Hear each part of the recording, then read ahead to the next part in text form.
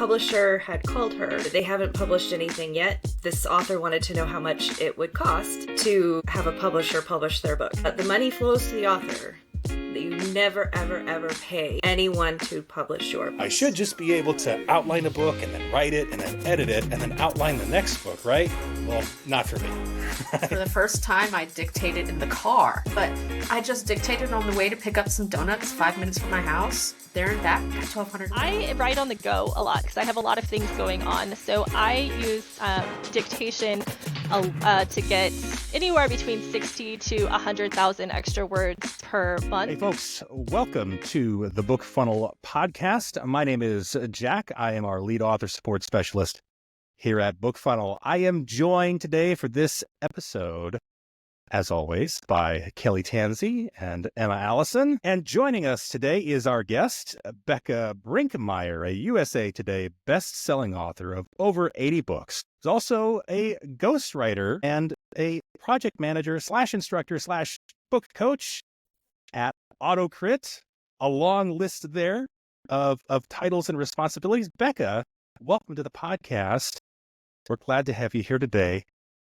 Lately, what we've been doing is talking about how we met each of our guests at AuthorNation, because that's where we've met all of our recent guests. And we bumped into you there. I don't know if it was on Industry Day or Industry Day was crazy. So I don't think it was Industry Day. There's just so much going on. I don't know if it was the second or third day that we bumped into each other. Yeah, somewhere along there. And we're like, I think Emma, was it Emma? Did you come to me? You're like, talk to Bekah. You've got to get her on the podcast. Like, make this happen. If I'm not, it was one of you. It was Emma or Kelly. I can't remember. Kelly. Yeah, Okay. I think I can't maybe remember if we, I think I went and chatted with her, and then I went and saw her talk, and then I was like, oh yeah, this will be a great one. Yes. Oh, okay. Yeah. No, I remember that now. 'Cause there were just so many people There's there. so many people. Yeah. It's a great way to network. So that was the fun part of it. How did you like AuthorNation, the Las Vegas experience? Have you been to, it was previously 20 books. I assume you've been to 20 books in the past. Yeah, So I did. it I wasn't went to a a new couple of experience them. for you. Yeah. It was. It's always a good time. Vegas can be so overwhelming every time you go, but I really thought it was interesting to see the kind of changes in the conference and how it's moving forward. I definitely got to meet so many great people, make some wonderful connections. Clearly, I'm here with you guys, so that was a great connection that we made. And yeah, I really enjoyed it, and I'm looking forward to returning next year. Or this year, actually. It's 2025 now. No, you're right. It is. Yeah, that's insane, isn't it? Happy New Year, everybody. It's Happy New 2025. Year. Oh, boy. It goes fast. Yeah. In some recent BookFunnel news, for those of you who maybe haven't noticed, we have released some new features. Universal book links are a new thing. I know Emma's been playing around with some universal book links. And it's specifically, actually, this is another feature that you've really been playing around with, is now the ability to add images to BookFunnel landing pages. So you can add an image to a BookFunnel landing page, just in the text field, right? Kind of like you would with HTML or like a website editor, that sort of thing. It's only on the bestseller plan, but it gives you lots of flexibility. Emma, I know you've been doing that for like some of your own landing pages, some kind of like the Amazon style content or the A+ style content on your page. Give us like a little bit of the, people aren't going to be able to see it, but I don't know, maybe I can link to some of your pages in the show notes.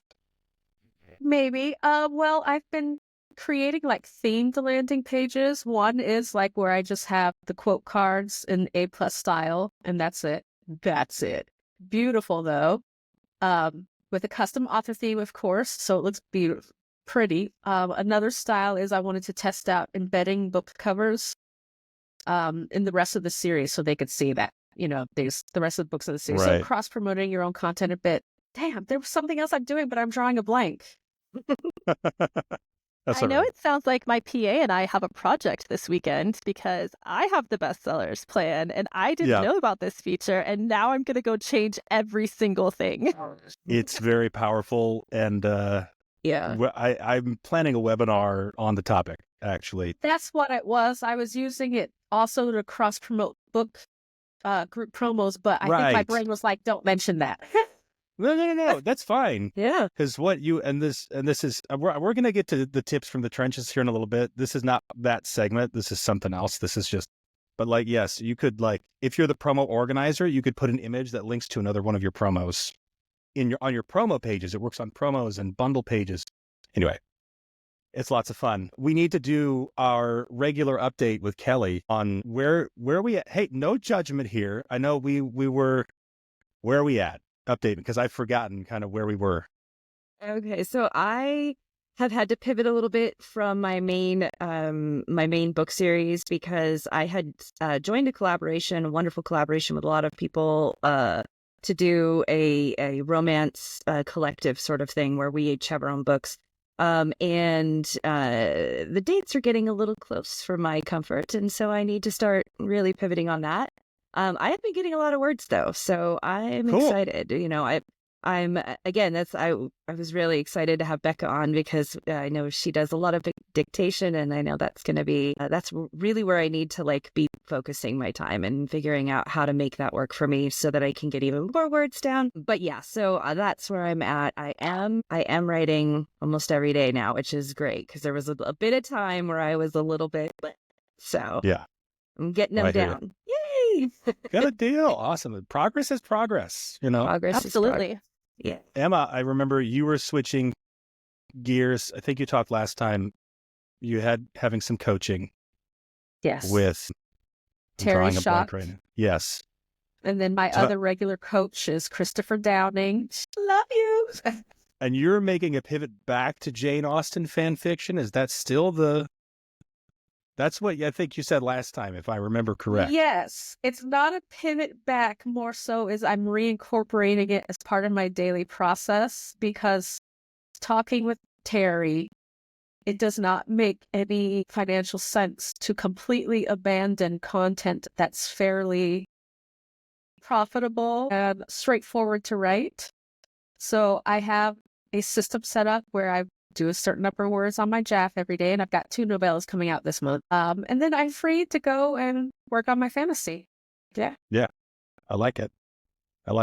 Hey. I have a release I'm still kind of dragging my feet on, unfortunately. And then I'm working on outlining, but that's related to my tip.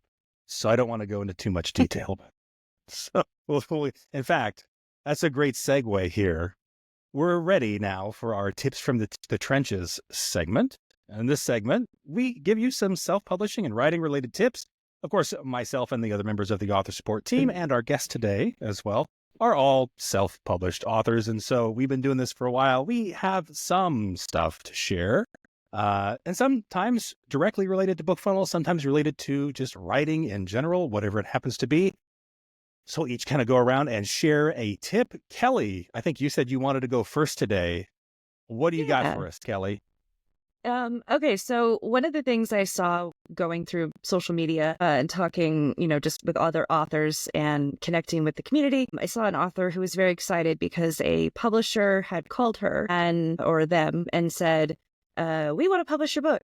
And they haven't published anything yet. And this author wanted to know how much it would cost to have a publisher publish their book. And I'm just this is a word of warning for those of you that are new to this business and new to, if you're looking at trad publishing, that's great. If you're looking at self-publishing, that's also great.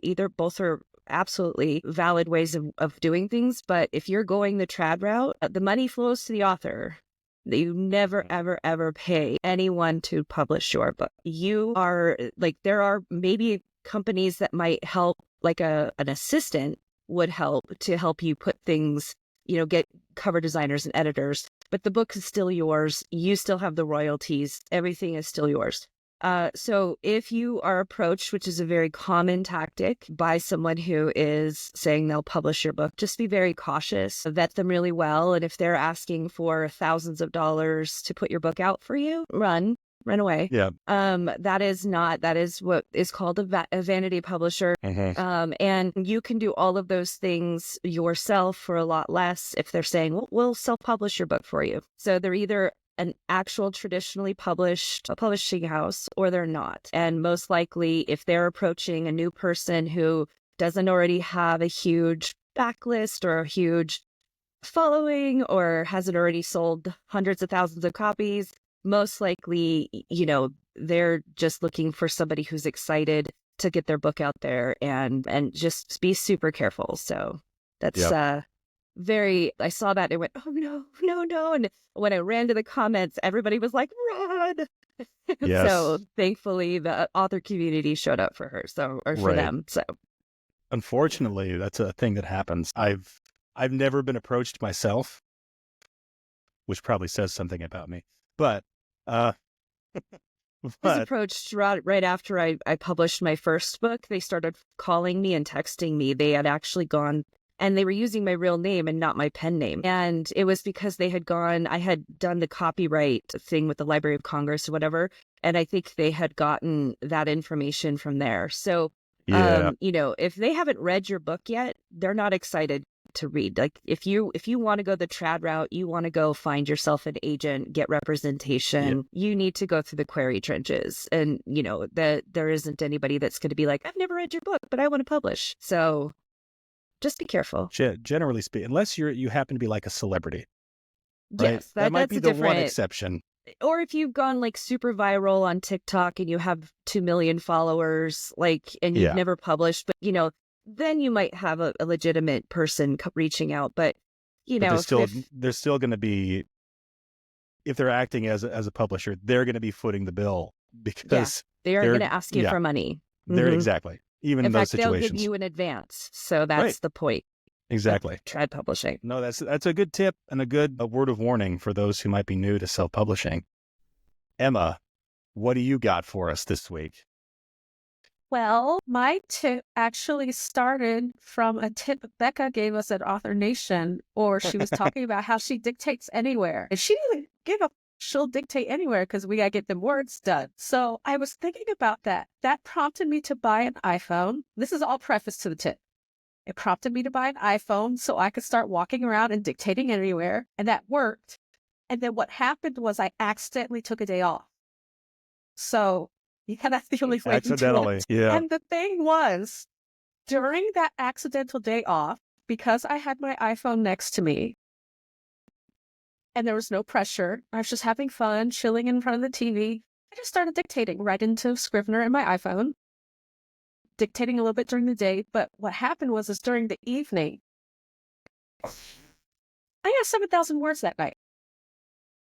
And that's amazing. Nice. The thing is, it kept going. So I've been doing 3,000 words, but I've gotten about 30,000 words in 10 days, and I don't do that. But the thing is, I discovered inadvertently that I'm a night owl writer, and I thought I was a hardcore day writer. So my tip is maybe take a day off where you feel really good, your energy penny well is full, grab one of your projects that you really love or start a new one, and then no pressure, just lay around. And when you feel the urge to dictate or write, do it. And then at the end of the day, kind of see if there was any hot spots, because maybe you'll learn something different. Maybe you're not a morning writer. Maybe you're an evening writer. Maybe you're not an evening writer. Maybe you should be writing at noon. So, and I think having the off day where everything is important, because then you have no pressure and you can just go with the flow and do what your brain naturally wants to do. So it worked for me. Maybe it will work for someone else.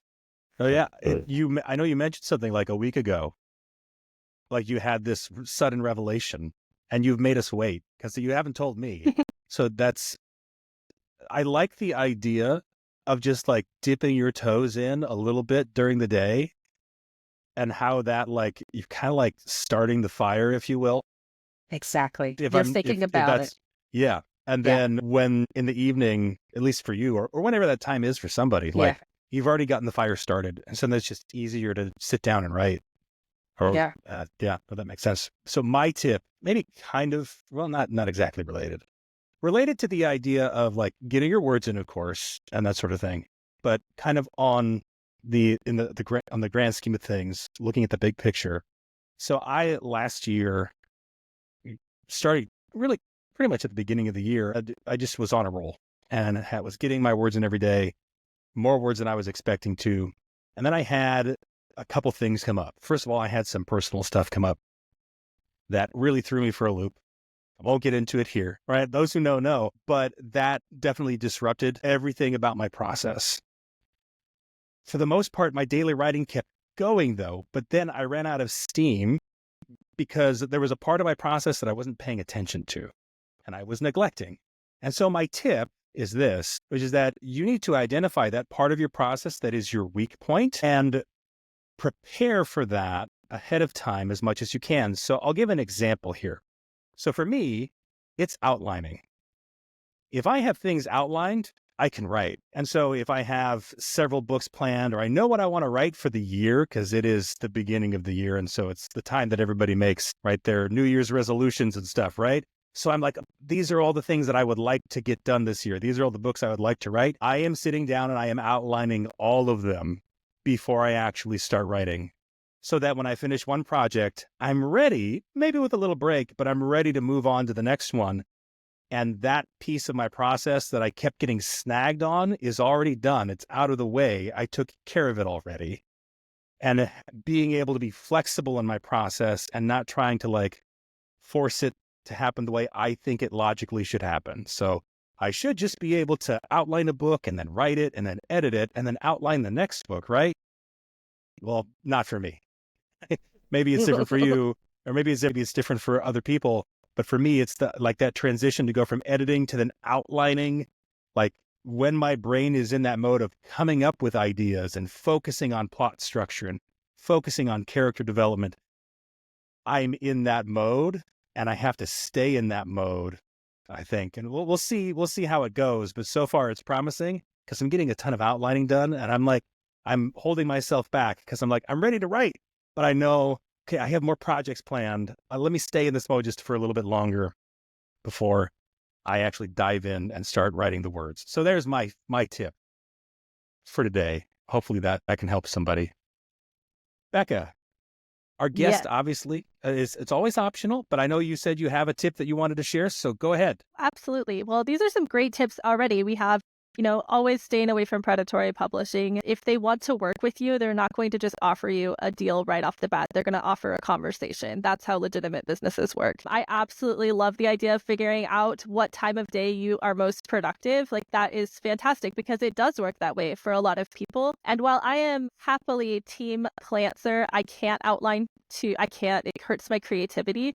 I love the idea of outlining a whole lot. But my tip is around micro rituals, actually. So one thing that I struggle with, and I don't know if you guys struggle with this, is an intense perfectionist streak combined with my ADHD and a paralyzing fear of failure, which is a delightful combination in a writer and creative personality. And so what I have done is 15 minutes every single morning, even if I'm traveling, like I did this while I was at AuthorNation, every single day. I have 15 minutes where I have my chai, no one can bother me, I turn all my notifications off, and I just reread what I wrote the day before. I'm not allowed to edit, I'm not allowed to change anything at all, I don't make any notes, I just reread what I have done the day prior. And by doing that, I'm able to kind of center myself and ground myself in my work. It's kind of a non-judgmental snapshot of my own work that I get to take and kind of acknowledge what has led to today's project and what I need to get done today. So I do that every single morning for 15 minutes, and that has been kind of a game changer for me. I really enjoy the idea, too, of having that kind of habit because 15 minutes feels very accessible. It feels very doable. Even with kids and life and travel and work responsibilities, we can make 15 minutes happen. Right. So, right. No. And do you goal set while you're doing that 15-minute review of your previous day's work? And are you kind of okay, now I need to get to XYZ point in the story or XYZ word count, or do you do anything like that? Or are you just sort of focusing on what you had and creating the next pieces? A little bit of both. It kind of depends on the day. Sometimes if I've been struggling through a certain section, because I am a plantser, so I may have creatively written myself into a hole that didn't have an outline. So I might have to problem solve that a little bit. Yeah. And I do set goals for that. Or if I'm at the end of my 15 minutes, I might make a few notes and say, I might need to change this, or I need to go check on the foreshadowing or something like that happened with this scene. Now, is there then a gap in time between that 15 minutes and then when you actually sit down to continue writing? Or is that pretty much okay? That's what I thought. So you're, and this is fun because this is something that I've done myself, but in the past when I've done it immediately before. Mm-hmm. And I suppose different people are different, but I like that idea of like having it scheduled and setting aside a specific period of time to reread what you wrote the day before. So it's intentional. There's like, for you, you said there's a gap of time between that 15 minutes and then when you do eventually sit down to write. Is that 15 minutes, is just kind of like part of it is also kind of, greasing the gears in a way as well, kind of just getting you in that mindset of writing. And I imagine makes the effort of sitting down to write easier. Yeah, Emma spoke a little bit about it. I don't sit down to write all that often. I do write an incredible amount of words. At least I think it is. I'm very proud of my word count usually.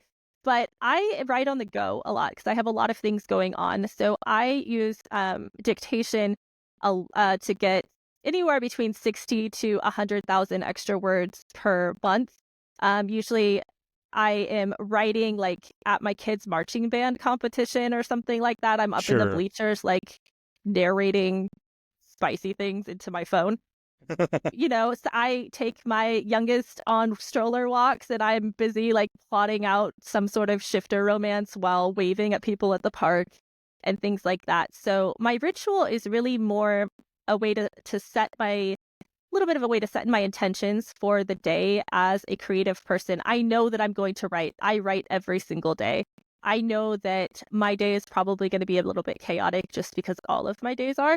And so I don't have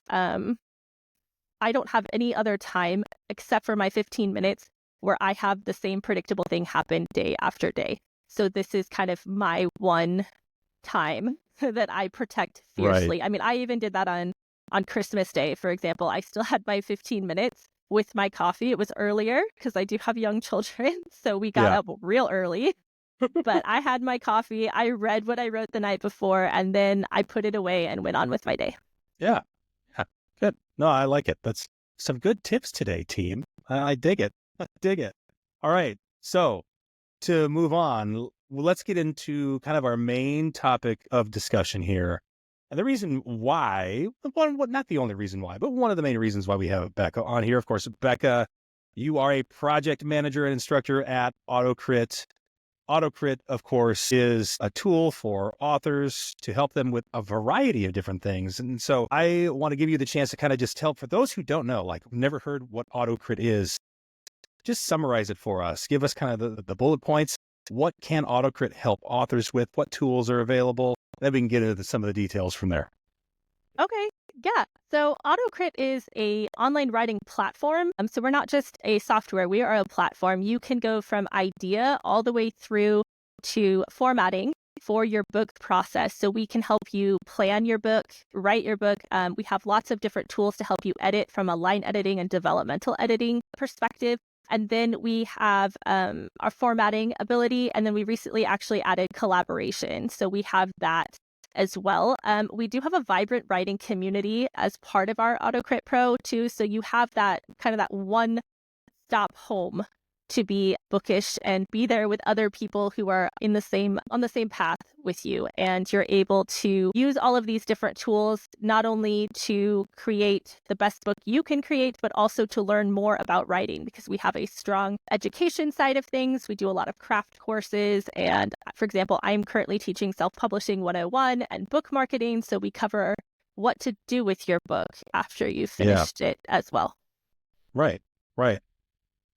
So a lot of different things. Yes. Do you find that most of the authors that find AutoCrit or start using it, have they already self-published a little bit, or maybe a few books, or are they kind of brand new authors who are like they've never published? Maybe they have an idea, or maybe is it kind of like a balance of both? I'm kind of curious to know, like what the user base of AutoCrit is like in that regard. Yeah. If you happen to know. Well, we do actually have a wide so we have a lot of users and we have a wide variety of people from every step of the journey. We have some people that, I'll use myself as an example. I'm an AutoCrit user as well as working for AutoCrit. And I have so many books out. I have a streamlined process and they have built this into their process. We have people that are just dipping their toes in. They have maybe 1 or 2 books out, or maybe they're working on their series. And then we have a lot of people that are pursuing that dream, right? Their dream to write their first book and see it on the shelf. And this is how they are going about that. And then we also have our nonfiction writers. Can't forget about them. I write almost exclusively fiction, but I don't want to forget about my nonfiction friends. Right. So you say you use AutoCrit as well. Yeah. What features do you use? Because I imagine you use probably a little bit of everything, but are there like some favorite features that you really, really like to use? So many of them, actually. So I have to give a plug out to our Dictation built into the writer's desk, because my least favorite thing about Dictation apps is having to speak my punctuation into existence. My brain does not work that way, and we do not require you to speak your punctuation. Our smart dictation tools will actually pick it up, so you just need to fix it a little bit. You don't have you can have that full sentence, and that's important to me when I'm writing so much. Right. I also use the Story Analyzer a lot, and now Backwards Blueprint. Both of these tools. As a ghostwriter, I'm bound by a pretty strict NDA. I can't get feedback from my beta team, for example, on my ghost-written work. But by running it through the Story Analyzer, I'm able to track plot threads. I'm able to look at characters, and I'm able to see my foreshadowing and all of these different elements of my story. And I'm able to get kind of that beta, similar to beta reader feedback. And I'm not, breaking my NDA or any of my compliance issues there. I also, our Backwards Blueprint, because I am not an outliner. I outline when I have to, but our Backwards Blueprint reverse outlines your story for you. So you're able to do that. And that is something that's a game changer for me. I use it for series development. So. Right. So you could kind of like reverse engineer almost. Like you write it, then you get your blueprint, kind of you get the outline, and then you could be like, oh, here's where I see I could make tweaks to that. I like that. That sounds really interesting. Yeah, and it pulls your tropes out too. So if you're looking for a marketing piece, you're able to see, did it meet your tropes? Did it meet your genre expectations? Yeah. Because if you thought you're writing a romance, but all of it says, actually, that wasn't forced proximity, that was, they were kidnapped and nothing romantic ever happened again. That's a thriller and a horror. You're able to be like, you know what? I should go in and fix that. So you're able to see that with your character archetypes. And so I really love that. Yeah, that sounds that'd be useful. I know, but it's just, at least it's within the program, and it's not like my beta readers sending me a message that's snarky at like 4 a.m. Like, what happened here? You forgot this. So yeah. I really appreciate the feedback. That's really important, because you don't want to. Emma, you were mentioning this to me earlier. I think we were on a call earlier, like where you discovered that what you've been writing, you thought it was one genre, but it was really this genre.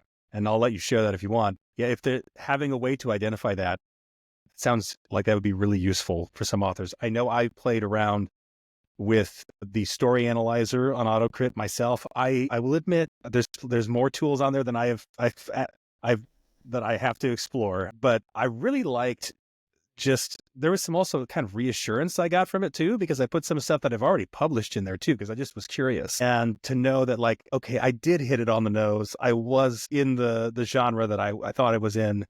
Like, I imagine there's some people using it for that too, just kind of like a gut check. Like, I want to know, like, just to be sure that I got my ducks in a row and I didn't screw this whole thing up.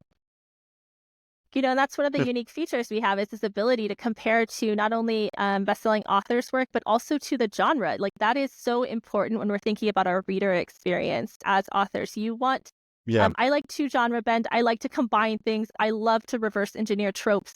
But I also know that because I do write for a commercial gain, I write because I want it to sell as well, that I want to make sure that I'm meeting genre expectations, and that it's discernible what I am creating. And so having that ability to compare has been really helpful for me. And I know it's been helpful for our users. It's a very popular feature.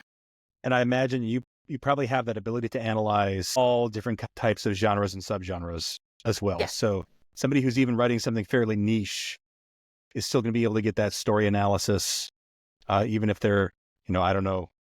I'm in space opera, so not super niche, but I imagine there's some of those, like, for example, a younger genre, lit RPG, not it's been around for a little while, but somewhat young, in that respect. You can plug that into AutoCrit and it will analyze it with those tropes, and you have all that stuff there and it will identify it. I imagine unless you're doing something that's like truly like cutting edge, never been seen before, whoever does that. But you know what I mean?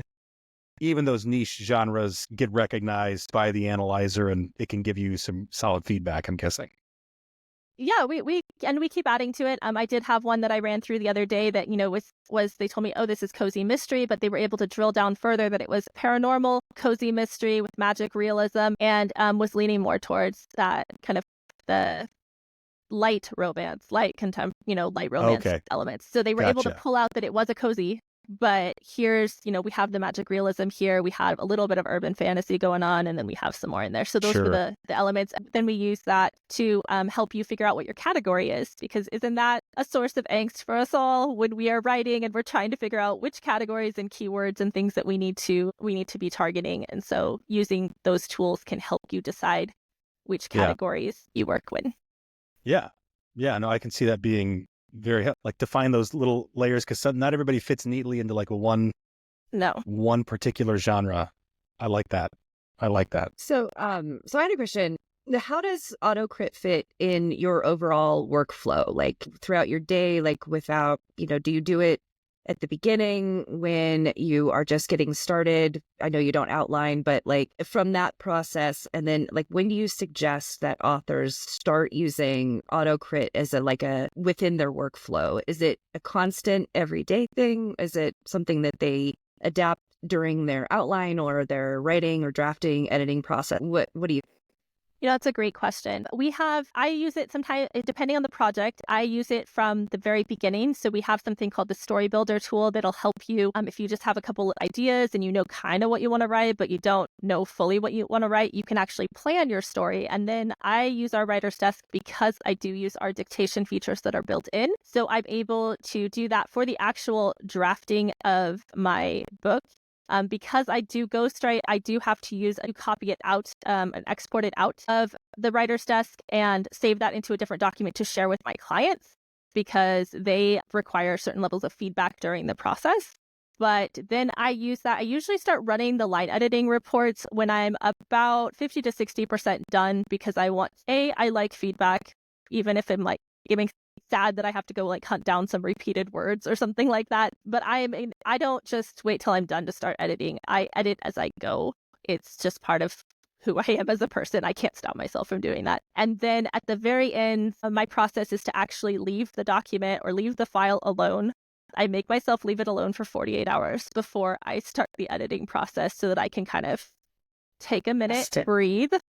And then I go in, I run the light editing reports. I go chapter by chapter, because that you can choose to do the whole thing or you can do chapter by chapter. I'll run it through the story analyzer, make all of those changes, and then I will check the backwards blueprint, because I want to make sure that like my character archetypes are doing what I need them to do. And then I will send it to my human editor for a copy edit and proof. And then I go to my beta readers. So AutoCrit is actually a really big part of my whole writing process. Yeah. No, yeah. That makes sense to go from like almost using it as a kind of a self-editing tool, then sending on to the human editor, and then getting that feedback from, because obviously beta readers, you're not going to want to give them like some raw, completely unedited, right? No. Because then half the feedback you're going to get is just, there's a typo here and there's a typo there. You're not going to get the like, I imagine you're probably wanting to get more like feedback on the story and the characters at that stage. Yes. So it makes sense to kind of get that out of the way. Definitely that. Yeah. I believe in structured feedback from my beta readers. So I have a form and a checklist that I use for them to give me that feedback. So you do like so part of your process then would be you draft, you self-edit, then you send it to and the self-edit process is part of AutoCrit and having it analyze your story, analyze everything. And then going to beta readers, I'm assuming, getting that feedback of human beta readers, and then your human editor that would then, is that your process where you?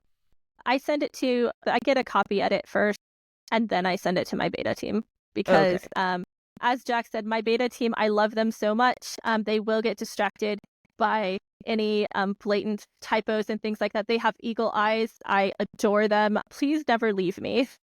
Beta team, I will send you more swag. Please never leave me. Yes. But I want them to be focused on, does this relationship develop the way, is it a powerful, impactful relationship? Is the plot twist something that is believable? Is it something that you know, for all of these other story elements, what did you think about those? And did it meet our trope expectations?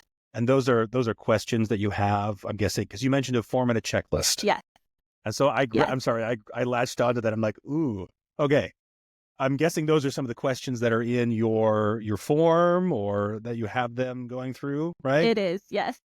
Yes. Let me pull it up and I will read to you some of these. Even Hold better. on just a second. No, that's fine. That's fine. Because I think it's because I've done something similar before, but I'm curious to know like how detailed, because I think I think some authors might be worried of like, there's a concern of asking like too many questions and then, I don't know, scaring people off, or like, oh my gosh, this is basically like a book report. I'm not in high school anymore. That sort of thing. I guess finding a balance on that. So I'm curious to know, like, is this pretty intense? Is it pretty rigorous? Or is it, I assume it's not just like 3 questions. You've got a little bit more than that. Right. Right. I mean, I should preface too that I have a paid beta team. So this is something that I am compensating them for their time and their feedback for this. Yeah.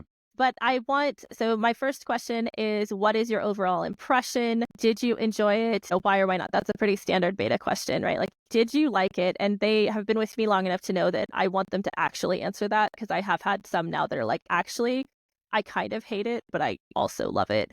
Like, that's sure. sort Fair of enough. helpful. What was the most relatable characteristic of the main character? I want to know, did I succeed in making my characters relatable in any way, shape, or form? Where did you find yourself most invested in their emotional arc? Did the plot flow smoothly and logically? Did you find the plot twists? If so, what are they? And I like that it's, did you find them? Because half the time you put them in there and you think it's obvious, but it might not be. I like that. That's a good one. Did the dialogue feel natural? And where are there instances of awkward or stilted dialogue? It's not if they're there, it's where is it? Where? Because I am positive every character I've ever written has an awkward moment. Mm-hmm. Was the world building believable? Did the setting enhance the story, or did it feel like a distraction?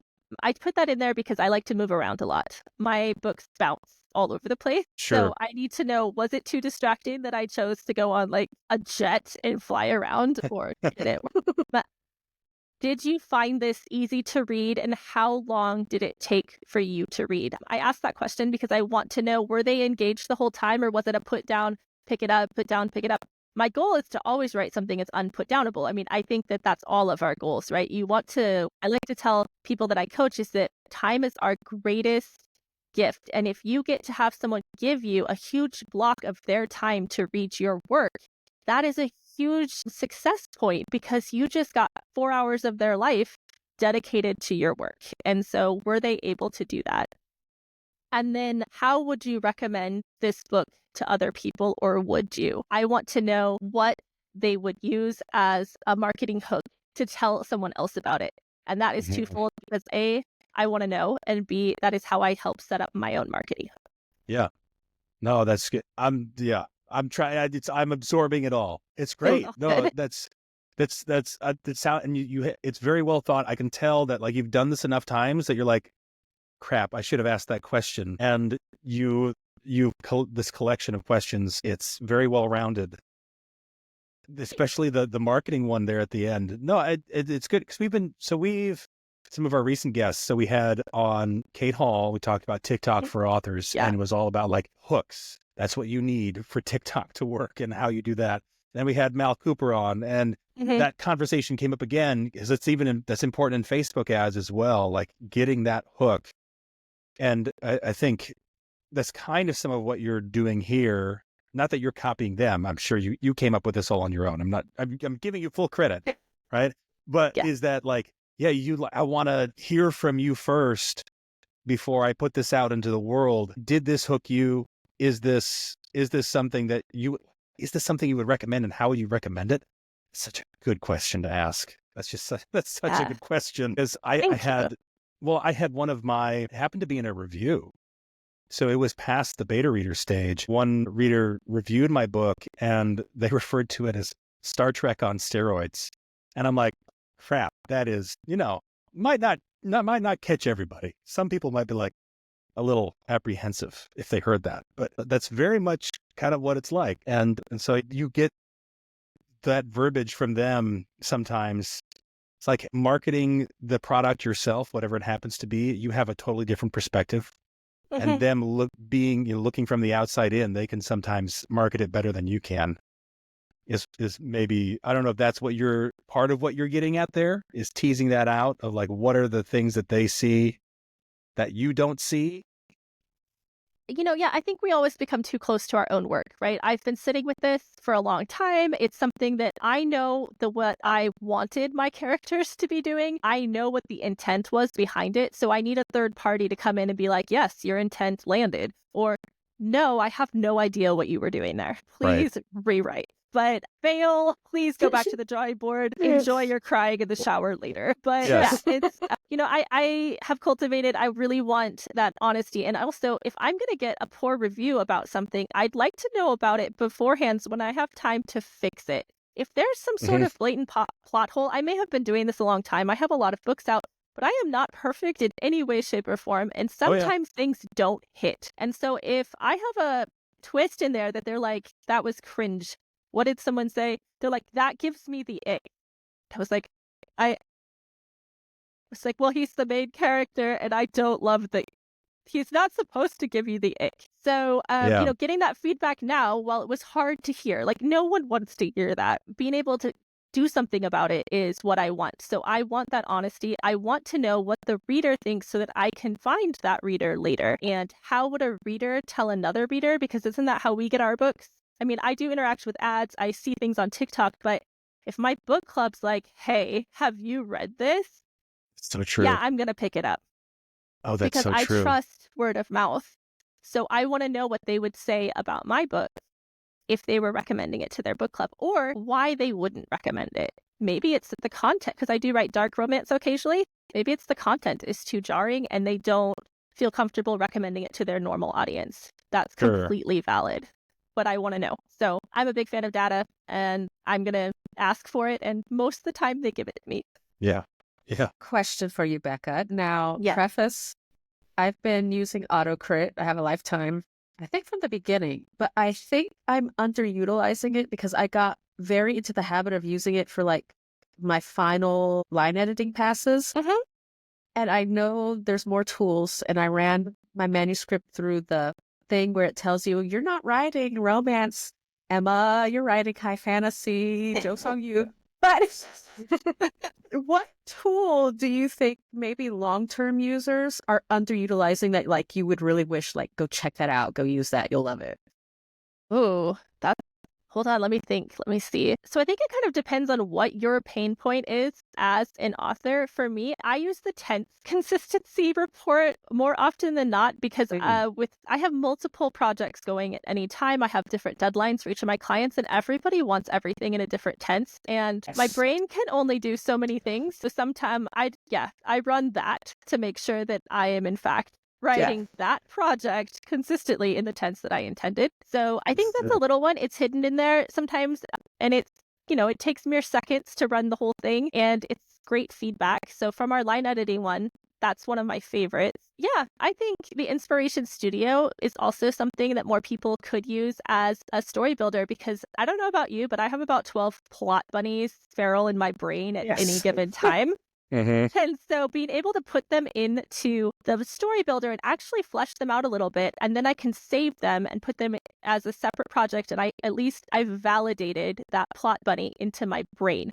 So I have put it to bed a little bit. I've said, it's a valid story idea. I've worked it out. I did the story builder, and now I can save that into my notes or into my file and revisit it later. So then I don't have to keep hyper fixating on it. It's been a weird hack that I've done for my ADHD. And it's been oddly effective. So I'm going to I, have to try that because I'm a plancer too, and I'm constantly starting new projects that I shouldn't be. And I told myself, you need to start taking these ideas, let yourself have a couple hours to flesh it out, and then store it somewhere. Catch the bunny. Catch the bunnies. Yeah, catch the bunny and put it go away. finish the project you're already working on. Yeah, that's I gonna be. I actually might use build that in. I build it into my monthly, so I schedule myself. I have too many things going on otherwise, but the first Sunday of every month, that afternoon is Plot Bunny Day. So I keep all of my plot ideas, or my weird bunny ideas, in a notebook. And on the first Sunday afternoon of every month, I go in and I get to play. I get to go put everything in the story builder. I get to work it all out. I get to give myself like 6 or 8 hours to just be creative, because when you write with the intent of being a professional writer and, this is how I pay my bills, sometimes I feel like my creativity gets a little bit strained at times because I'm constantly like, what is the market? What am I doing? What do my clients need me to do? But when on Plot Bunny Day, I get to do whatever I want. I get to be weird and quirky, and I get to put the ideas that my beta team's like, please, for the love of God, don't write that. I'm like, but I need a new pen name. I'm going to write it. So that's so validating. I love that. Because I was telling myself, you need to give yourself a wild card day, even though you're going to stick to this new process that you swore you would on January 1st. You still need to have like a wild card day where you could just do whatever you want and get out all the. I love that. Yeah. Do you ever just make it a party? Do you ever just take one of those captive bunnies? That's what I'm going to call them, and run it by your beta reader team before it's ever even a book? Just be like, does this plot, premise, or idea sound even remotely interesting? Do you ever at that stage run that by your team? I'm just curious. Not my beta team, but I run it by some of my like other reader friends and stuff like that. I mean, one of them turned into a 4-book series because they were like, actually, I don't hate it. Like, that does not mean you love it.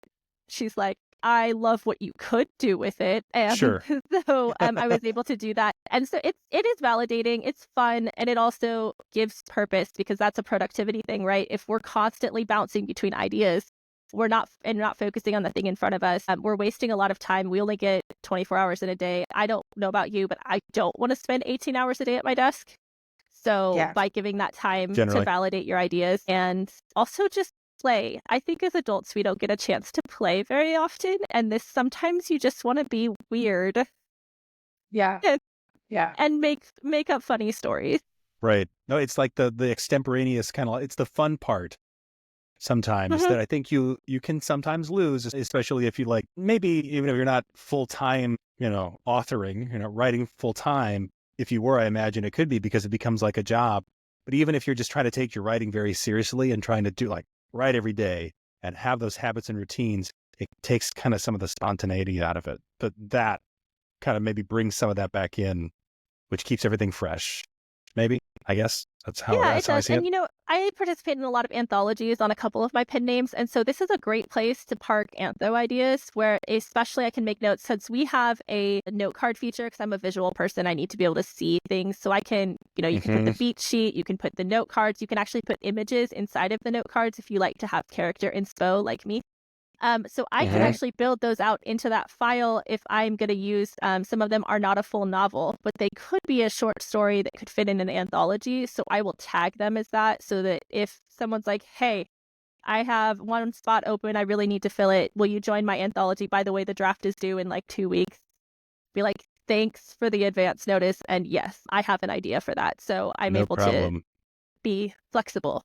So do you have within those tools, and I'm thinking about, because I know we've talked about start to finish, this is to help you get through it. I've had different programs, and I haven't been able to play with it and with AutoCrit enough to know if this is there. So I just was going to ask, within the planning and plotting stage, and you were talking about cards, do you have a world building sort of place where you can keep track? Because if you're writing things like fantasy or something that is large world and that sort of thing, do you have places in there that can help you track that, so that you're like, well, I named this religion XYZ and I don't know, where do I find that information again? And I have to go to different planning apps and programs, and I'm, trying to find a system that helps me keep it all organized in one place. So is that something that you use, and is that something that you have figured out a way to do within AutoCrit itself?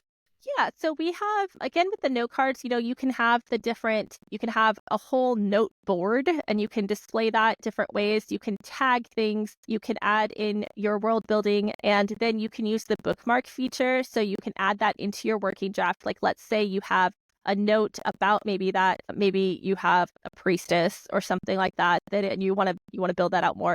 You're able to save that into your notes. And then when you run the story analyzer, it also is going to pick up on your world building. It's going to tell you, is your world building consistent?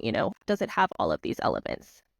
So so if you make a note about a certain priestess or a certain place or something like that, when you do your story analyzing, is it going to be like, hey, you have this note, do you need that? Or is it going to tell you that you didn't really bring out that note that you had? Or is it just more, this is analyzing what you did right? That is analyzing what you did. So I would do that through the fiction analyzer, and I would do that and scroll down to the, if I wanted to go chapter by chapter, I would actually scroll down on the analyzer to the world building place. Like, there's a little box, and it's going to give you the geography, it's going to give you the flora and fauna, it's going to give you the culture, any conflicts, the resources available. But if you go over to the overall one, you're going to be able to go a lot deeper into your world building, from resources. Like, this is the Wizard of Oz, but it's going to tell you that you're in Munchkin Land, there's thick forests, the fields and meadows, the dark forest near Emerald City, like all of those little details that they pull from throughout the book, you're going to be able to see in one place on the backwards blueprint, which is part of the analyzer. Does that answer your question?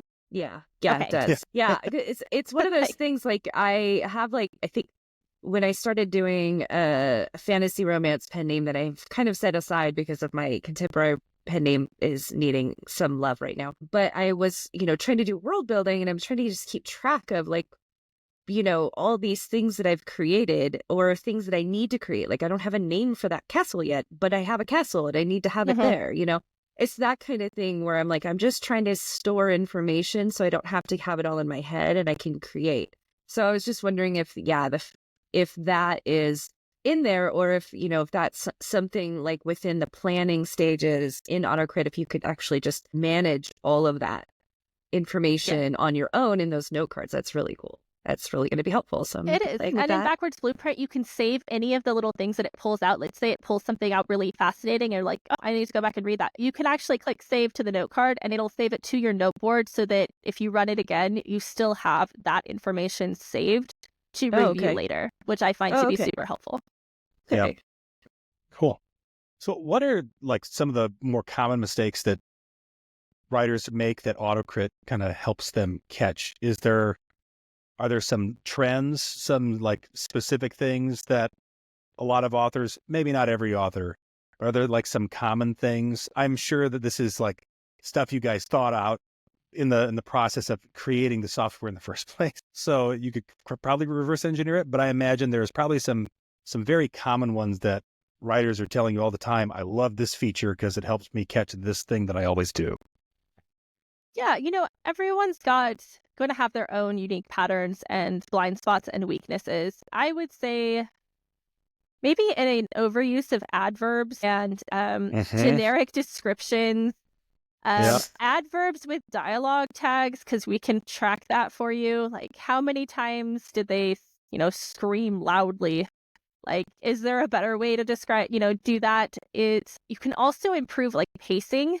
I think it's one of those it's hard to get your pacing correct. So being able to look at the different pacing analysis, readability, we do have a report for that. What is the readability of your manuscript? Did you go super literary and make it with have a whole bunch of $50 words in there, and you've just changed the readability score so that maybe it's not going to align with what your target audience is? Being able to kind of look at that, I think, is something. I don't know if I'd call that an intentional mistake. It's just one of those things that we have to learn along the way that we need to look out for.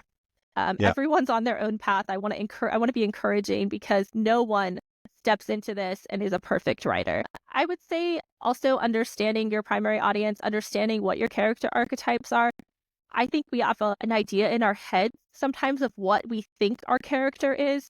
but getting that objective feedback a little bit and saying, actually, this archetype is what you're currently writing can be a really great tool for us to learn and grow as writers and understand kind of what we were doing to create that result. Yeah, and the genre identifiers too, like I was saying, like, did you know your chapter 2 reads like a horror novel and not a contemporary romance? Was that intentional? Yeah, if not, that's fun when it tells you that. Yeah, if not, perhaps consider removing the serial killer from the random cozy mystery like romance thing. I don't know. Like, you do you. We don't. So that's the important thing, is we don't change your work. We just tell you that this is what it is, and it's up to you to change it. Right. Now, you mentioned something that my mind is pinging on. You said it will give you a character archetype. Is that in, did I hear correctly that that's in the fiction analysis? Oh, I'm running that right now. It's in the backwards blueprint. So backwards blueprint. Not right now while we're in the middle of the podcast, Emma. You I gotta actually am, though. Like, you know how Emma is. What are you doing? What are you saying? I gotta make sure I do this now while she's talking, so I'm visual, like, you know. Yeah. You go. I have it up right now. So in The Wizard of Oz, if you're looking at the character of the Cowardly Lion, I have that analysis. It's a relationship character. His plot purpose is crucial emotional support and encouragement to Dorothy and friends. His own journey is finding courage to inspire others, right? That all seems to track. And there's a bunch of like wanted need. He wants courage, but what he really needs is self-acceptance and understanding that bravery comes in different forms. We love the Cowardly Lion. But his character archetype is a hero. Like, he challenges himself to be brave despite being fearful, and he joins Dorothy's quest, seeking courage, and demonstrates typical heroic traits like loyalty and determination against odds. Like, archetype is in the bottom of my whole description here. It even has a physical description of him. It has the audience appeal, the evolution, and it has his want versus need, and it identifies his skills and flaws. So you can have a whole thing about your characters, and it's really fascinating to see what it pulls out for them. I really love that feature. So Yeah. 22% going. I'm excited to see what it says for you. Hey, okay. Maybe if you want to pull some of that By out the end, here it'll when be it's like, done. oh, gosh, my character is this. Okay, that could be fun to do it kind of live, if you will. But no. So to kind of pivot here, so you do a lot of dictation. I do. And we've talked. I don't know if you mentioned it already, but I know before we started recording, you were talking about your micro rituals. Mm-hmm. I want to get into that. Like, I'm AutoCrit, in love with it. It's great. I also want to get the Bekah side of things too. Like, what does Bekah do? Right? Okay. Because dictation, for me personally, I always thought I can't dictate. Like, no. Tried it once, didn't work out for me very well. I don't know, it was a while ago. Then Emma, when she joined the BookFunnel team, was like, oh no, dictation's awesome. You should try. She gave me a few tips. I tried it again, worked better. Definitely worked well enough that I still occasionally do it. I predominantly, though, write on my phone with these two thumbs here because I'm weird, right? I don't know what it is about the small screen. It's less distractions. All right, hey, everyone's got a process. No judgment, right? Please. But I like the idea of just how dictation, like the workflow, the output that you can get from dictation, and just talking it all out loud.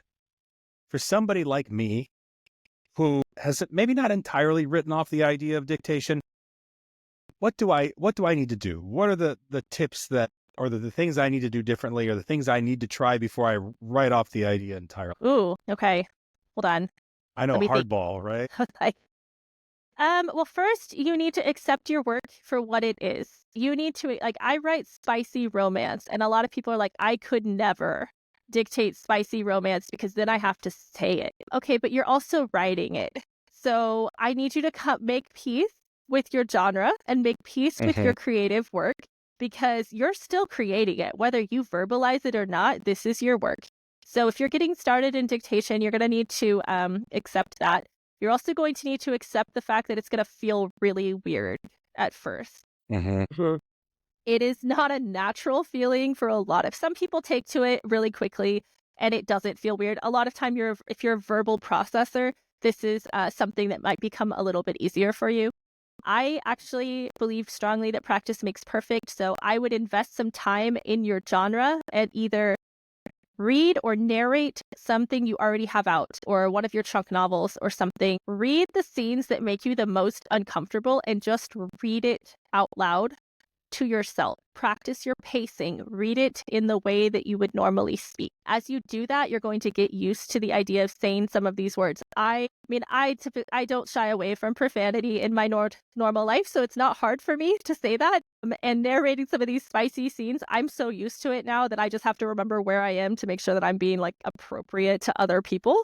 But there's a time and a place. I like to tell people one of my favorite places to write is actually our county taxation office, because it has a beautiful view of a duck pond and they have the best chai at their little coffee thing and there's no one there. But do they need me to be narrating some sort of dark, like extra spicy romance? I'll probably be asked to leave. So I work on world building when I'm over there.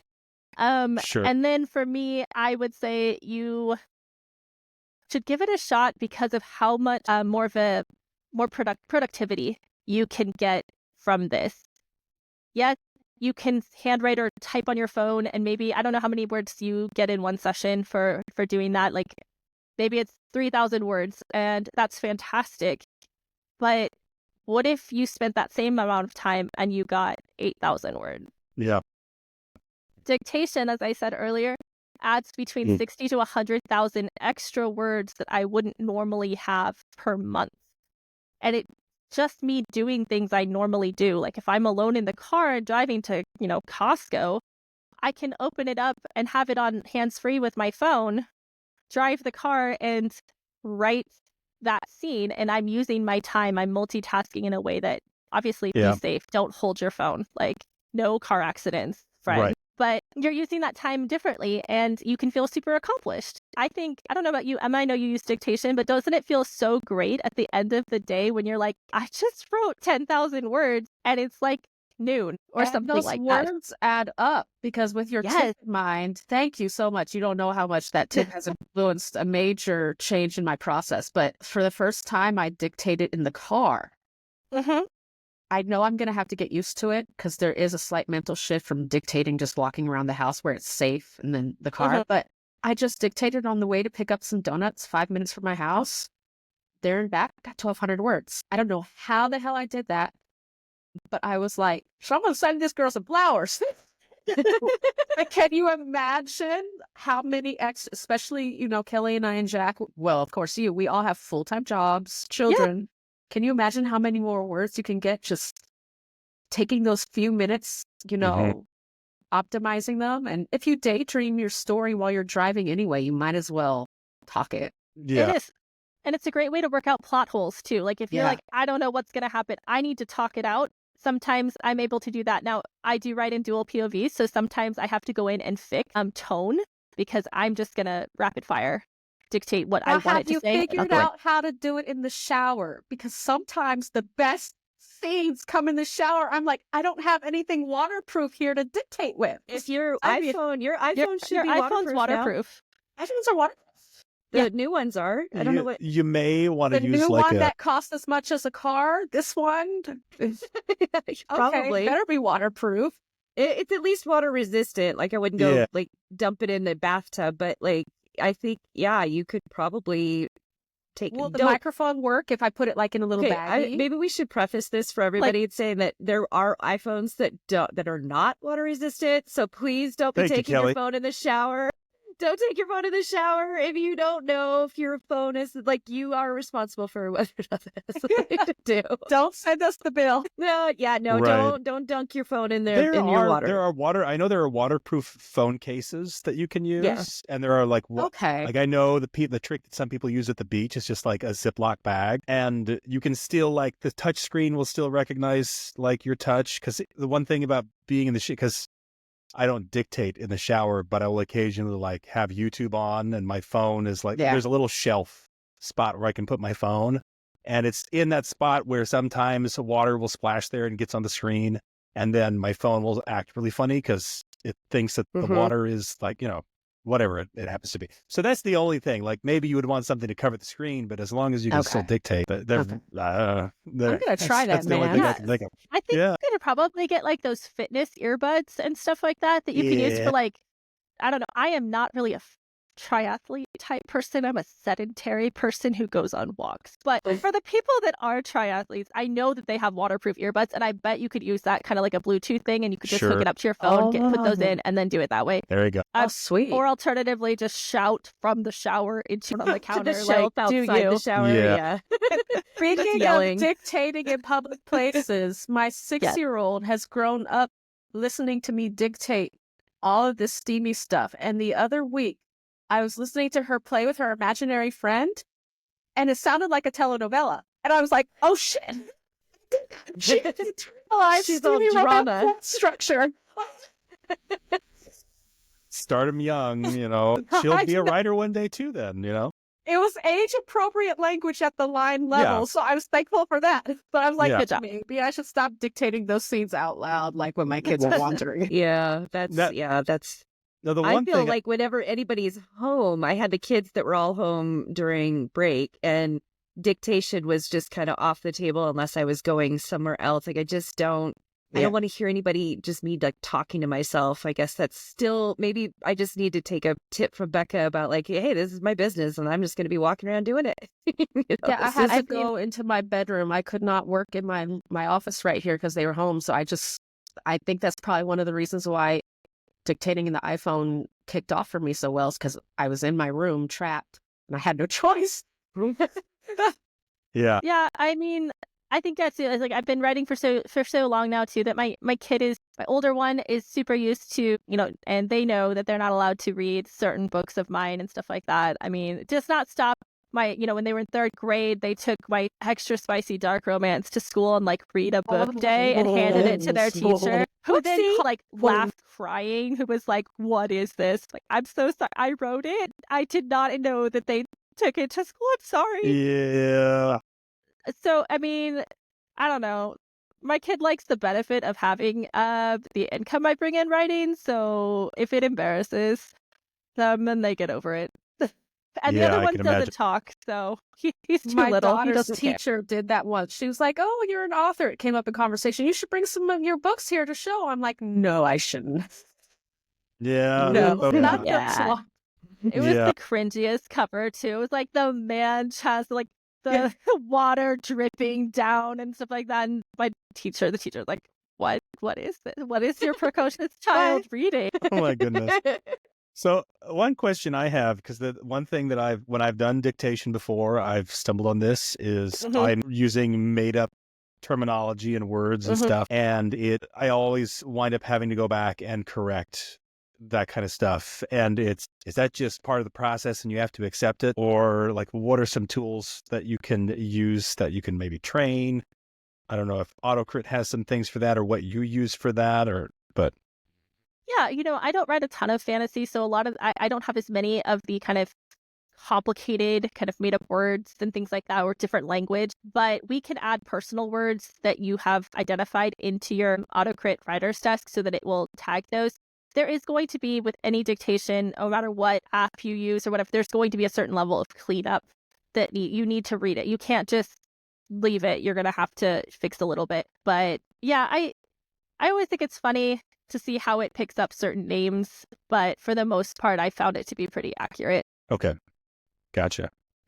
Yeah, I have some, probably need to put some more work into that, especially if I know and Emma, maybe you know more about this because you do write in fantasy and paranormal and you make up shit too, just like I do.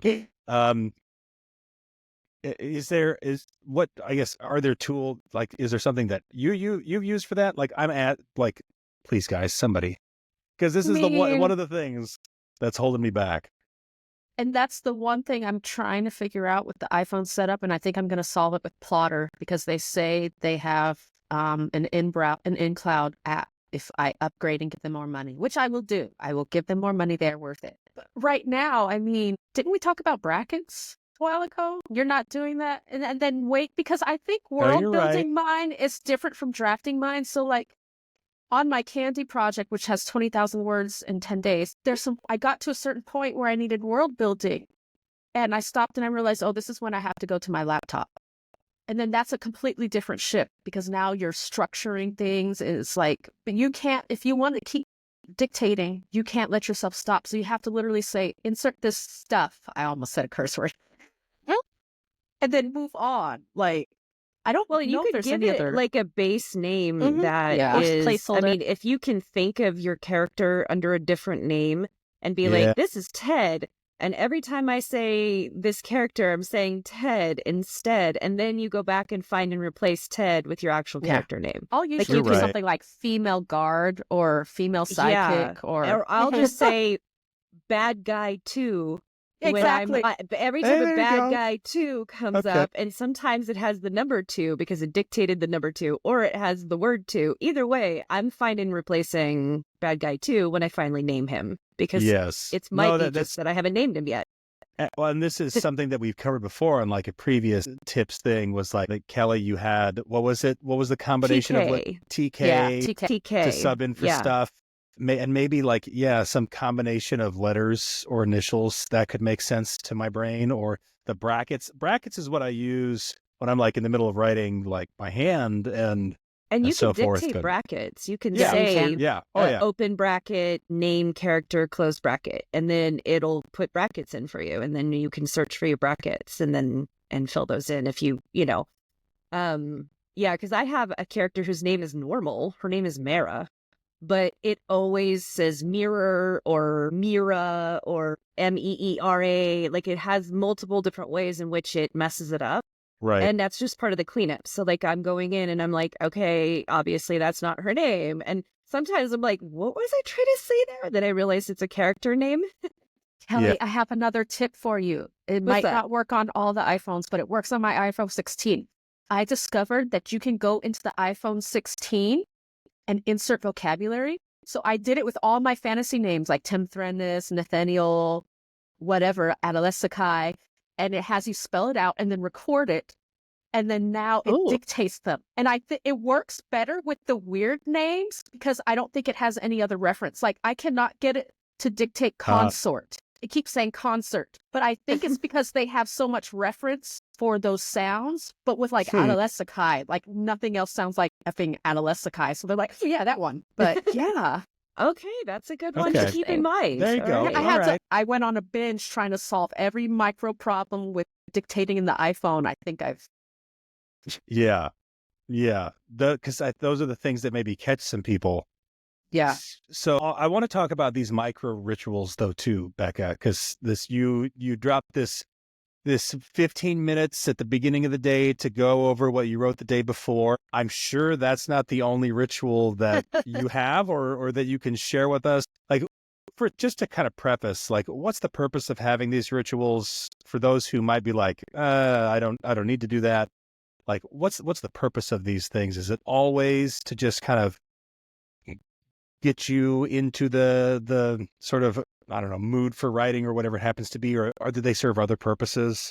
I don't want to cram too many questions into one here, but No. So micro rituals for me, it serves multiple, like you said, multiple purposes. There's one is has a direct correlation to the business of writing. It helps keep me kind of lined and dialed in to my writing at all times. It helps me stay focused. As a neurodivergent author, it is sometimes hard for me to channel my focus because my focus likes to go all kinds of different places. So I've never been great at long periods of time and long habits, but I am really, really good at Pomodoro, which, if you are not familiar with Pomodoro, is a productivity kind of method of hyper fixating on one task for X number of minutes and then taking a designated break for X number of minutes. So for example, if I write for 17 minutes and I take a 3-minute break, then that's a total of 20 minutes and I can keep repeating it. So I measure my workload in Pomodoro. So that is a form of micro ritual for me, is I will actually project plan based on how many Pomodoros I think it's going to take me that day.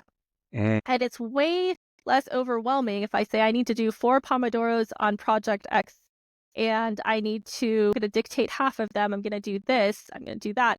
And that ritual of planning that out makes the project load and how many words I need to write that day, which sometimes is quite a few, it makes it way more manageable. So then you don't get overwhelmed and you remain excited about your work. So that's kind of how I got into it, is someone put me onto that. And then I, like, in typical ADHD fashion, I was like, well, now it's going to apply to every aspect of my life from now and forever. Everyone in my house is now Pomodoro'd. I like My that house- idea though my- of like decline.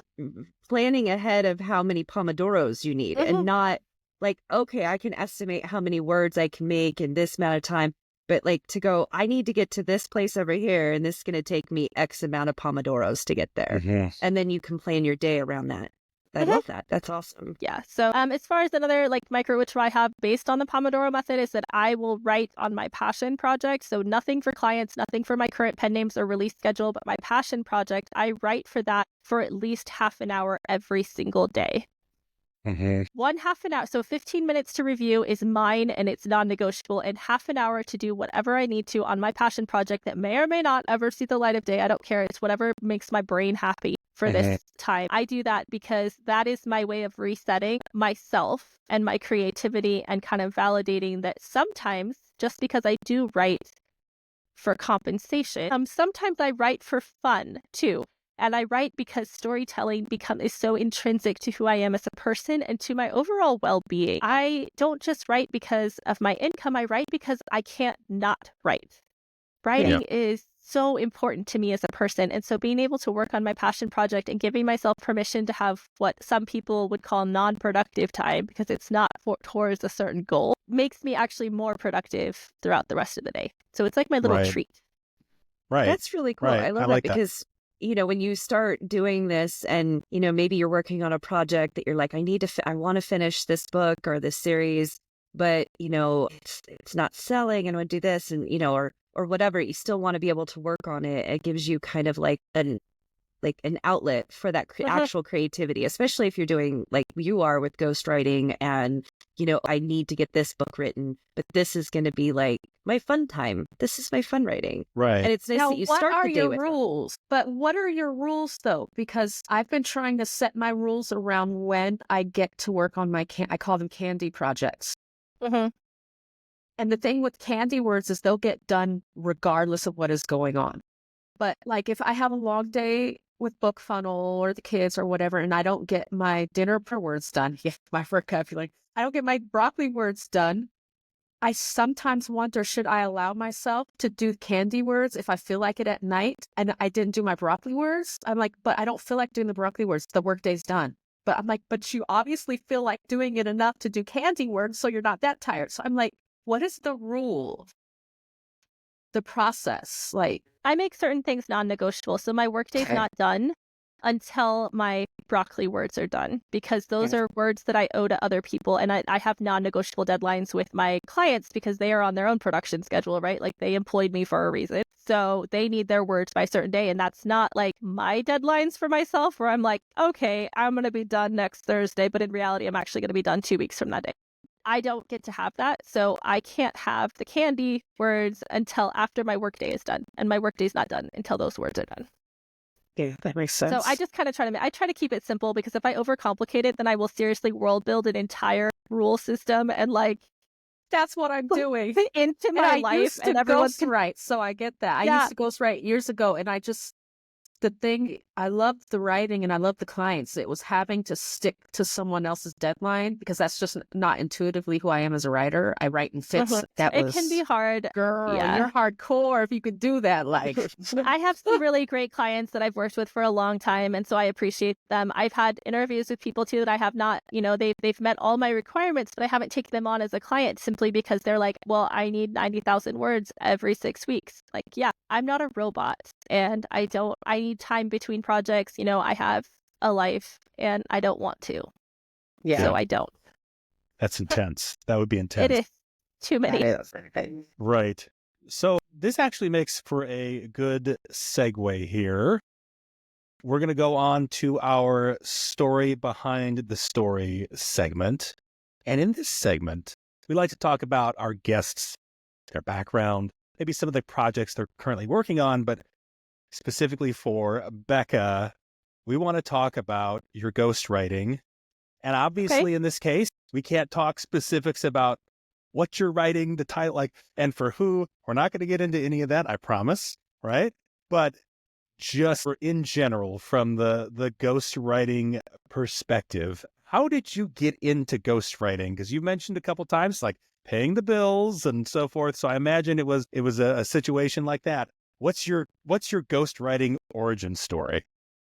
That's what I want to know. It's also my villain origin story, let me tell you. Okay, well, no, this is a safe space, no judgment here. It was, oh gosh, it's almost 15 years ago. I was a single parent and I needed to pay my electric bill. So naturally, I started hunting through the wilds that is Craigslist for gig work. And there was an ad that was like, I will pay $50 if you write a story for me. And I was like, okay, I like writing stories. I've always been a writer. So I answered the Craigslist ad and ended up writing the story. It took me to a part of the internet that I was not fully comfortable with and had to emotionally process later.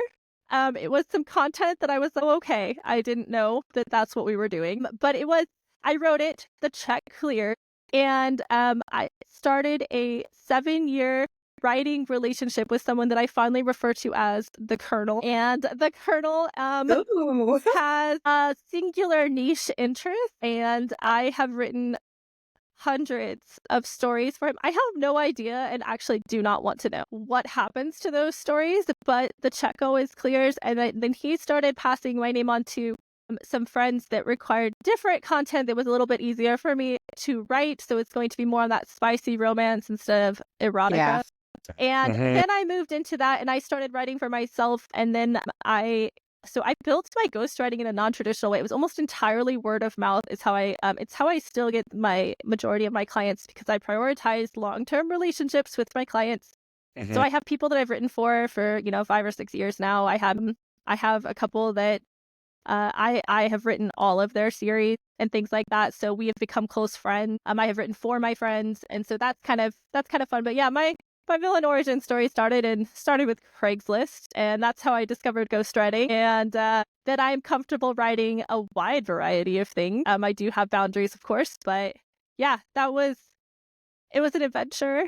And so when did you start publishing your own? When did you start publishing your own books? I mean, you still obviously ghostwrite now, but like when did you kind of shift to being like, I can self-publish my stuff?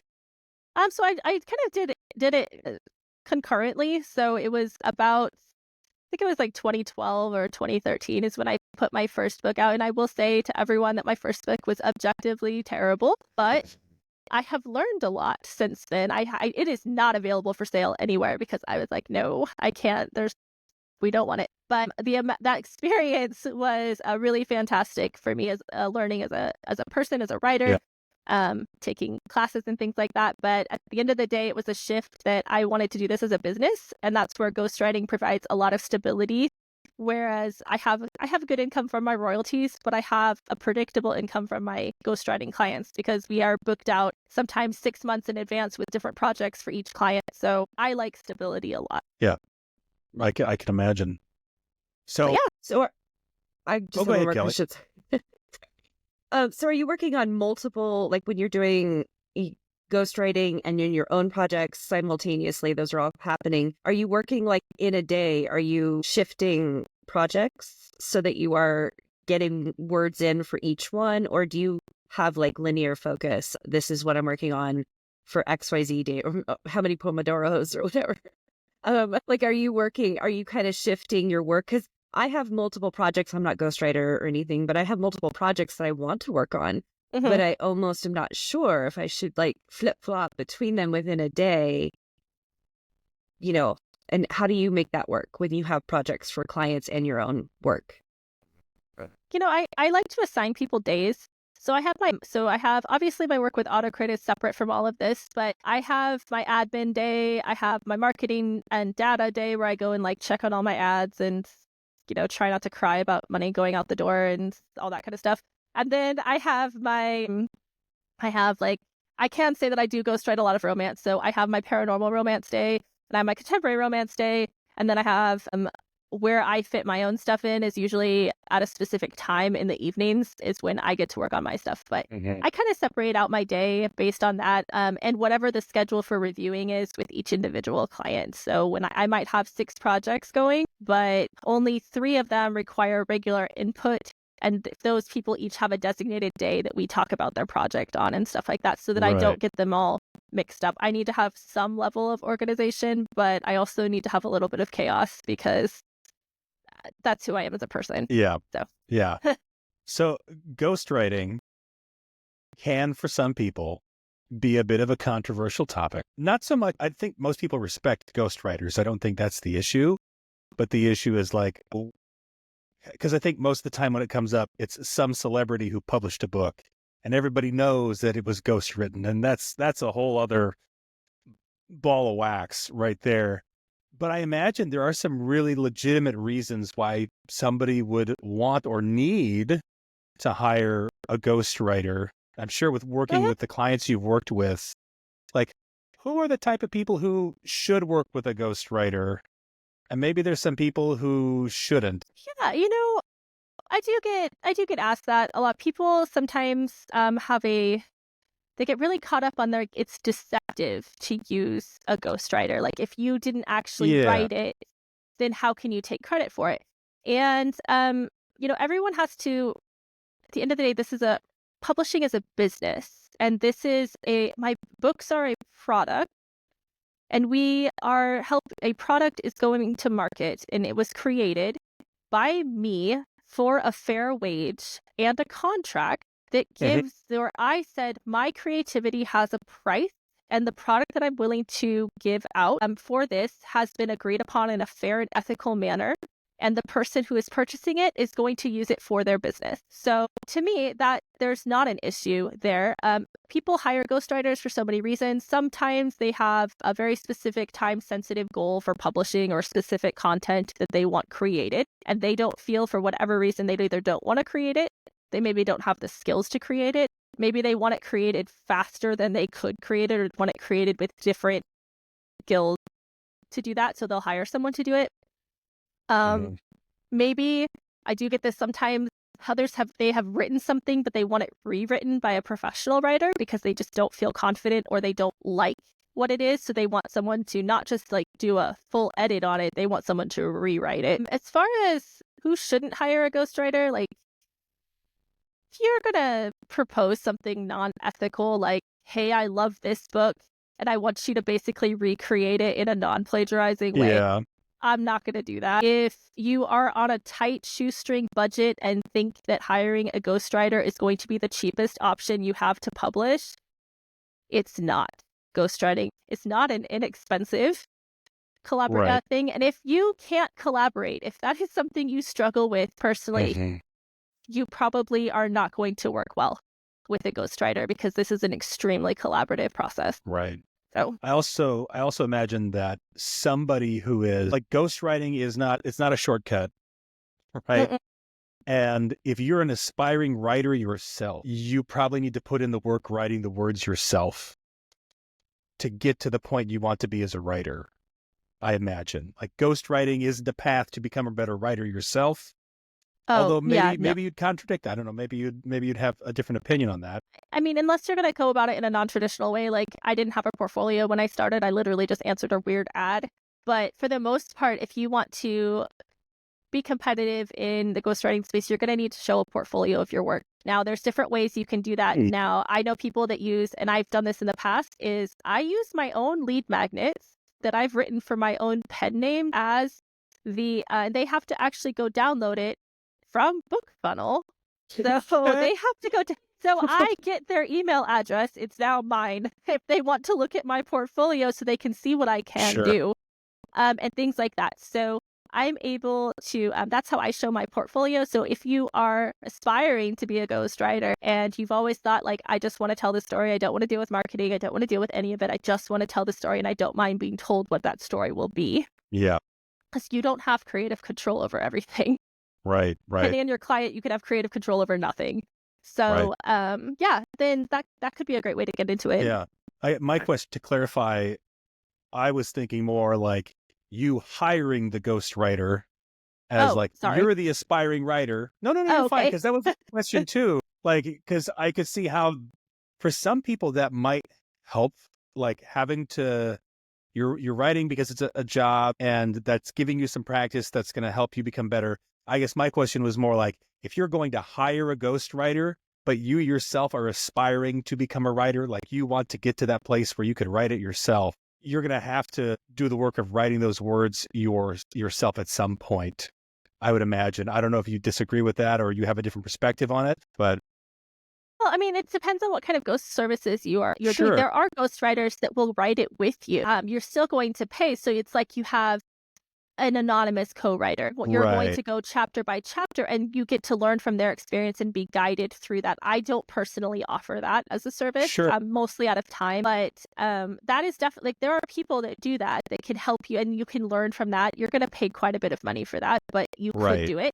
But yeah, if your dream is to become a writer with your own work and your own words and published under things that you have created, then I probably would not recommend initially starting out with a ghostwriter to creating that, because you need to develop your own voice. You need to develop your those hard skills of writing. You could definitely employ one maybe for a more in-depth review or to help you rewrite if that's part of your process. Like, I don't see that there's anything wrong with that, but Sure. I would encourage you to. We all have a terrible first book, or we all have a terrible draft where you're just like, I had to get words out, and that's part of the canon event. Becoming a Yes. writer is understanding and accepting. Yeah. No, I had my very first book that I ever wrote got lost in a hard drive crash. Oh no. And then I proceeded to rewrite it 2 more times. It was a blessing in disguise. It really is. You know, I was young at the time and stupid. And so it was, I committed to it and I rewrote the thing twice and it turned out better. I learned a lot through that process. But yes, you're right. Like, everybody goes through that, writing that first book, and it's ugly. It's not usually pretty. How do you know if, like, you're thinking about giving ghostwriting a try, like being a ghostwriter, right? So some people in that position, like, how do you know if that's a good fit? Is it just something you've got to try for somebody, do a gig like on Fiverr or something, see if you like it? Obviously, maybe avoid Craigslist, right? We can learn from Bekah on that one. I would not go to Craigslist now. So please don't put yourself through that. Yeah. Yeah, you can always try to see. I think you need to ask yourself some hard questions. Are you truly comfortable with the product of your brain? This creativity, are you truly comfortable with someone else taking credit for it? I have watched books that I have ghostwritten go viral on Book Talk and well, not me. I get paid a one-time fee. But I've watched it make other people an obscene amount of money. Are you comfortable? Is that something that you can watch happen? Because you will never be acknowledged. You will never, ever be able to claim that work as your own. You have no rights to, when you sign that contract and you say, I've created this for you, you are giving them that creativity out of your brain. Is that something that you are willing to part with for a price? And for a lot of creative people in my experience, the answer to that is no. The answer to that is, it came out of my brain, it's mine, which is fine. If that's the case, ghostwriting is probably not for you. If you are like, I don't know if it's mine or not, because I have a friend who got into it. She's like, I mean, I feel possessive about it, but I also like paying my bills. And valid. She can compartmentalize that. This part of my brain, creativity, pays bills in a different way than the books that I publish for me. So you need to be able to differentiate that. You need to ask yourself, how good are you really working with difficult people sometimes? What are your people skills? What are your client skills? And what are your project management skills? Is your process so chaotic that you can't describe it to other people? Because that's going to be a problem for a lot of clients. They want to know regular updates. They want predictability because they are investing money in this. And you need to also provide a service. I would say, let's see. Yeah, if you like telling stories though, and you don't really care what happens to the story afterwards, you just enjoy the process. You just love story and creating it, or you can work off of a limited prompt and that just excites you. This could be fantastic. This could be the best thing you ever did, because you get to do all the best parts and you don't have to deal with anything else. Like, you get to do the fun part and then it's their problem to sell it. Yeah. You got Now, to create it. So if that's something that excites you. In those cases where something you wrote for somebody, and obviously we're not going to drop specifics on it, but at the very least, when they come back for the next book, is there maybe a little bit of an upcharge? Like, this one worked out really well for you. Or I imagine at some point your services become, and that's with any client-based service, at some point you have to raise your prices and that. Sure. How do you adjust it? Are you able to use some of that material at all? I imagine not, because you can't tell prospective ghostwriting clients, hey, I also wrote this for so-and-so and it went really well. So that's got to be tricky. It does. Yeah, it does get tricky. I mean, I do have I have client references, so they're able to, I have all except for the kernel, I have asked for a reference from that they are able to reach out to them via email, and they're happy to talk with my prospective clients about what my process is. And if it's up to them, if they want to share what book was ghostwritten for them. And that keeps me out of it. And it also tends to be very a little bit easier for my clients because I'm not involved in that process. They can reach out to someone else. Yeah. And I imagine that's anonymous too. So your client doesn't have to give away like their personal information to the name they published under or anything like that, unless they want to. You're not required to do anything like that. Yeah. No, I could see that, because it's just a tricky way to have to market yourself when you can't, like, because usually you have some sort of I don't know, do you, the books that you've published yourself under your own pen names, you said you use the reader magnets, the lead magnets as your portfolio. So those, your clients, I imagine, they know, they know your credentials as far as that's concerned. So that maybe gives you some negotiating wiggle room there to say, hey, yeah, I'm a USA Today best-selling author. You've got those sorts of things to leverage. Yeah, I could see that. Yeah. So, and they can see the different genres, because I do have lead magnets for all the different genre pen names that I have. So they're able to see, I ask them as part of the intake, like, what are we looking at here? Like, what are we trying to write? And then I can respond accordingly with, like, here's an example of rom-com, for example. And this is the style that I write in naturally, but I can match XYZ style if you want me to write in a different tense, for example, or something like that. Sure. Are there genres you just, other than maybe some of the unethical ones or the questionable ones, are there just like some genres that you won't touch? Like, yeah, I don't like thrillers. I don't write those, or I don't write fantasy, this, that, or the other. I mean, I do specialize. I would consider myself a romance specialist, but I don't like horror to read because I get scared easily. So I have never been asked to ghostwrite horror, and I would probably say no. I do write the whole spectrum of the spicy spectrum in romance, so I can write closed door versus, extremely open.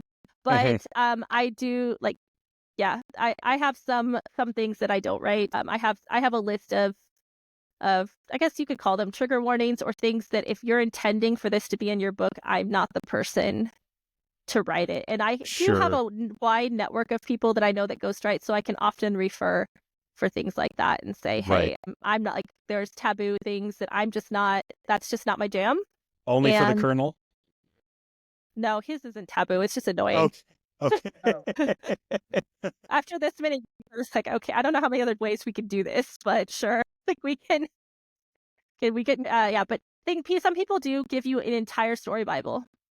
Like, some people will say, this is what I want you to write. And I actually find that to be very challenging at times, because everything's already plotted out there. It's like a paint by number situation, right? Like, here's all of my characters. Here's the story beats. Here's the tropes. Here's what needs to happen in chapter 4. Here's the inciting incident. Here's story questions. All of this information. Some people love that. Other people like me find that to be kind of stifling. So, So, horror is a big no for me. I'm not great. I don't know if I do well with, like, religious fiction or anything like that, or epic or hard sci-fi. I don't know how to write hard sci-fi. I can write an alien romance that is science fiction as well. Like, tell me about your aliens that live in the ocean. I'll write hard sci-fi, you need to have letters after your name, usually, just so you sound like you know what you're talking about. Like, it's you have to get the science piece of it right, and that's that's a genre that requires some knowledge on those subjects. So yeah, I don't. Yeah. blame And you. certain historical time periods, I just don't have the time to do the extensive Right. amount of research. And historical readers really want the details to be correct. Mhm. And Yeah. rightfully so. It's an escape, right? We're spending our time Yeah. reading this. And I could see that. I usually say no to those projects because I don't have the time to research it properly. Right. Now, So- one question for new ghostwriters starting out. Mhm. How do they decide? Because we don't want to lowball. Don't ruin it for everyone else and lowball. How do you advise that they determine what their rates are? All you have, let's say your only portfolio is your own work. You're just getting started. Do you go in and lowball just so you can get a few clients, or do you stand firm on this is what I'm worth? What do you do? That's a really hard question to ask. I want people you're going to get, let's say you're on Upwork, or Upwork's a very popular one. You're going to get offers for 1 cent a word. You're going to have people asking you to write a 3-book series for $800. And I'm going to encourage you very emphatically to say no. You're going to have to set your pricing based on, I would definitely do some hefty research into, especially if you're going to genre specialize, to see what those common rates are. I would make sure that you don't lowball yourself so much that you're essentially working for, pennies on the hour. Think about how long it takes you to write a book. If you're a fast writer, like obviously if I'm writing 180,000 words a month, I can get through quite a few projects quickly. It's not going to take me as long as if you are like, I write 500 words a day. It's going to take you a while to finish that. So think about how long it actually takes you. Think about what the outcome you want to have. Some people go flat rate per project. Some people go per word. I would encourage you to research. You can look at the Ghostwriting Association too. You can look at that. You can ask people what they charge. I would recommend doing your research on that one. I can't advise like a certain starting point for each person, but I can tell you there's no way I would accept a job at 1 cent per word. Right. Please don't, you guys. That's painful. Yeah, like value your time, please. As a freelancer, it can be especially as you're just starting out, it can be so tempting to take whatever is offered to you, because especially if you're like, I need the cash. And if that's your strategy, then go ahead, do what you need to do to survive. That's your ultimate first goal. But please value your work and value your time, because it's worth it. Right. Yeah, exactly. So, I don't know if that helps. I think it does. I think it does. Yeah. Like having some standards, but and being realistic about your time frame. That it takes a lot of time to write those words, and your time is money. That's what the whole point of your business of being. If you're going to be a ghostwriter, it's business. Yeah. Do not do a single thing without a contract. Yeah. Do not do it. If some people are, I'm gonna PayPal you.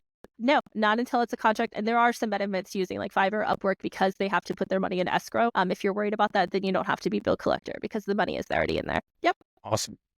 Well, I think that brings us to the end for today. Thank you, Bekah, for joining us. This was a lot of fun. It's been a pleasure. Yeah. And obviously, thank you to Kelly and Emma for joining me here today as well. Couldn't do it without you. Bekah, I'll give you a moment to shout out anything about AutoCrit that you want to share with our viewers or anything. Just let us know. Like, what is there? Any deals going on? Anything like that? Anything that people should be paying attention to? Go ahead.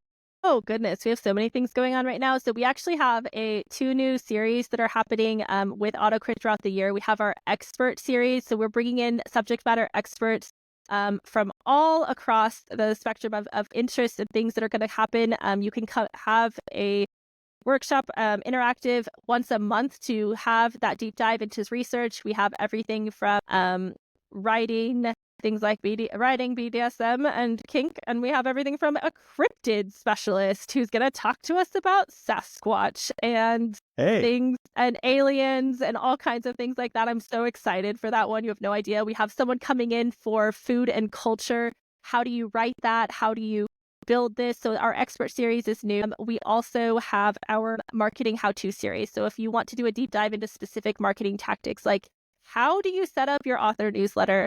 How do you make it work with email marketing? How do you write to market? What is the market? And Yes. all these kinds of things. We have the marketing how-to series. And then, you can try AutoCrit Pro if you want to test out some of the features, unlock the backwards blueprint.